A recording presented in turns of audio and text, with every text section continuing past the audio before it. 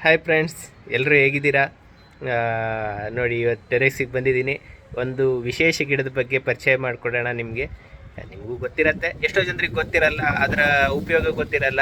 ನೋಡಿ, ಆ ಗಿಡದ ಪರಿಚಯ ಮಾಡೋದಕ್ಕೆ ಒಬ್ಬ ವಿಶೇಷ ಅತಿಥಿ ಹತ್ರ ಇದರನ್ನು ಕೇಳೋಣ, ಇಂಟರ್ವ್ಯೂ ಮಾಡೋಣ. ಇರಿ. Hi sir. ಇದು ನೋಡಿ, ಈ ಗಿಡದ ಬಗ್ಗೆ ನಾವೀಗ ಕೇಳೋಕ್ಕೆ ಹೊರಟಿರೋದು. ಇದು ಏನು ಗಿಡ ಅಂತ ನಿಮಗೆ ಕೆಲವೊಬ್ಬರಿಗೆ ಗೊತ್ತಿರುತ್ತೆ, ಕೆಲವೊಬ್ಬರಿಗೆ ಗೊತ್ತಿರಲ್ಲ. ಏರಿಗೆ ಕೇಳೋಣ. ಹೇಳಿ ಸರ್, ಆ ಗಿಡದ ಬಗ್ಗೆ. ಏನು ಗಿಡ ಅದು? ಓ, ಅದು ಏನಕ್ಕೆ ಬರುತ್ತೆ ಉಪಯೋಗ? ನೆನಪಿನ ಶಕ್ತಿಗೆ. ಓ ಸೂಪರ್, ಒಳ್ಳೆದು. ನೆನಪಿನ ಶಕ್ತಿಗೆ ಒಳ್ಳೇದಾ? ಓ ಸೂಪರ್ ಸೂಪರ್. ನಾನು ಹಾಂ ಎದ್ದು ಬರ್ತಿದ್ದಂಗೆ ನಮ್ಮ ಅಜ್ಜ ಒಂದೆಲಗ ತಗೊಬಂದಿರ್ತಾರೆ. ಹಾಂ, ಮತ್ತೆ ನೀನು ಏನು ಮಾಡ್ತೀಯ ಅದನ್ನ? ನಾನು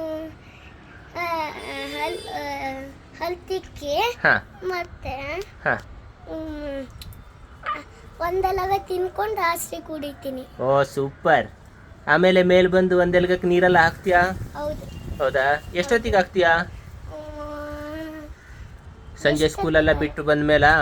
ಸ್ಕೂಲೆಲ್ಲ ಬಿಟ್ಟು ಬಂದ್ಮೇಲೂ ಸಂಜೆನೂ ಮಾಡ್ತೀನಿ, ಸ್ಕೂಲ್ ಬಿಟ್ಟು ಬಂದ್ಮೇಲೂ ಮಾಡ್ತೀನಿ. ಓ ಸೂಪರ್ ಸೂಪರ್. ನೀನು ಅಜ್ಜ ಸೇರ್ಕೊಂಡು ಮಾಡ್ತೀರಾ? ಹೌದು.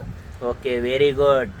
ಹಾಗೇನೆ ಈ ಒಂದೆಲಗ ಏನಂದರೆ, ನಾವು ಆ್ಯಕ್ಚುಲಿ ಒಂದೆಲಗನ ತಂಬಳಿ ಮಾಡಿಕೊಂಡು ಇದು ಮಾಡ್ತೀವಿ. ಒಂದೆಲಗದ ತಂಬಳಿ ಮಾಡಿಕೊಂಡು ತಿಂತೀವಿ ಅನ್ನಕ್ಕೆ ಹಾಕ್ಕೊಂಡು. ಅದು ಆರೋಗ್ಯಕ್ಕೆ ಸಖತ್ ಒಳ್ಳೆಯದು. ಈಗ ಮಕ್ಕಳಿಗೆಲ್ಲ ದಿನ ಬೆಳಿಗ್ಗೆ ಒಂದೆಲಗ ಎಲೆ ಕೊಟ್ಟರೆ ಅವ್ರ ಬುದ್ಧಿಶಕ್ತಿ ಸಖತ್ ಇಂಪ್ರೂವ್ ಆಗುತ್ತೆ.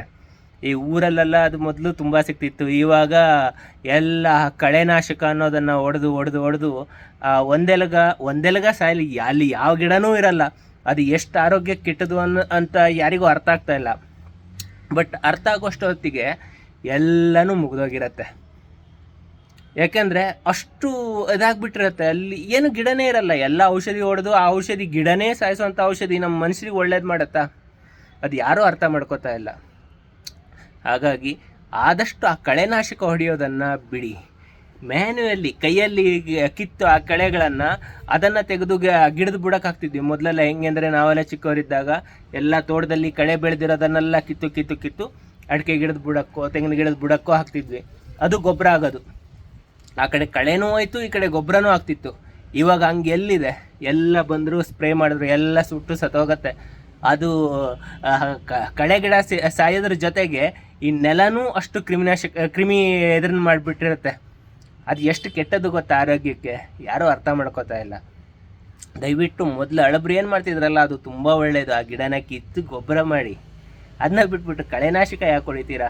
ಆ ಗಿಡದ ಮಧ್ಯದಲ್ಲಿ ಎಷ್ಟೋ ಉಪಯುಕ್ತವಾದ ಗಿಡಗಳಿದೆ. ಈ ಒಂದೆಲಗ, ಆಮೇಲೆ ಅಲ್ಲೂ ತುಂಬ ಈ ಎಲೆ ಕಿವಿ ಸೊಪ್ಪು. ಮೊನ್ನೆ ಯಾರೋ ನಮ್ಮ ಫೇಸ್ಬುಕ್ನಲ್ಲಿ ಪರಿಚಯದವರೊಬ್ಬರು ನನ್ನ ವಿಡಿಯೋ ನೋಡಿಬಿಟ್ಟು ಕಮೆಂಟ್ ಹಾಕಿದರು, ಏನಂದರೆ, ಒಂದು ಎಲೆ ಕಿವಿ ಸೊಪ್ಪಿನ ಗಿಡ ಇದ್ದರೆ ಕೊಡಿ ಅಂತ.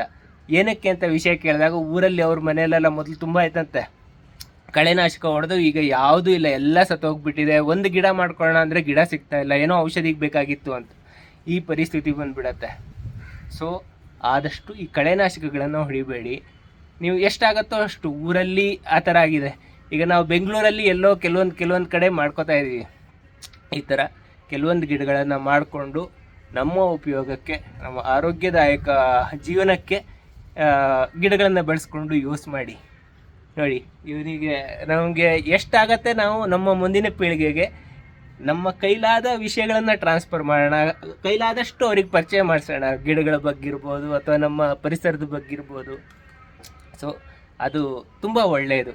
ನೀವು ನಿಮ್ಮ ಮಕ್ಕಳಿಗೆ, ನಿಮ್ಮ ಇವರಿಗೆ, ಮೊಮ್ಮಕ್ಕಳಿಗೆ ಇರ್ಬೋದು, ಈ ಕೆಲವೊಂದು ಜ್ಞಾನಗಳನ್ನು ಹಂಚಿ. ಯಾರನ್ನು ಈಗ ನಾವು ಹೆಂಗೆ ಅಂದರೆ, ಈಗ ಬೆಂಗಳೂರಿಗೆ ಬಂದಿದ್ದೀವಿ. ನಾನು ಮೊದಲು ಕೃಷಿಕನೇ ಆಗಿದ್ದೆ. 20 ವರ್ಷದವರೆಗೂ ನಾನು ಮನೇಲಿ ತೋಟ ಗದ್ದೆ ಕೆಲಸ ಮಾಡಿಕೊಂಡೇ ಇದ್ದವನು. ಸೊ ಒಂದಲ್ಲ ಒಂದು ಪೀಳಿಗೆಯಲ್ಲಿ ನಾವು ಕೃಷಿಕರೇ ಆಗಿದ್ವಿ.